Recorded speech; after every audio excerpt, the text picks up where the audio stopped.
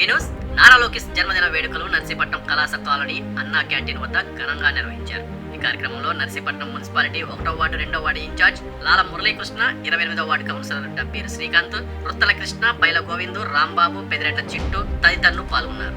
ఈ సందర్భంగా మురళి మాట్లాడుతూ నారా లోకేష్ నాయకత్వం రానున్న రోజుల్లో తెలుగుదేశం పార్టీ జెండా రెపరెపలాడుతుందని అన్నారు. యువగలం పాదయాత్రలో ప్రజల కష్టాలు నష్టాలు తెలుసుకుని ముందుకు వెళ్లారని, తెలుగుదేశం ప్రభుత్వం అధికారంలోకి వచ్చిన తర్వాత అవన్నీ నెరవేరుస్తారని ఈ సందర్భంగా అన్నారు.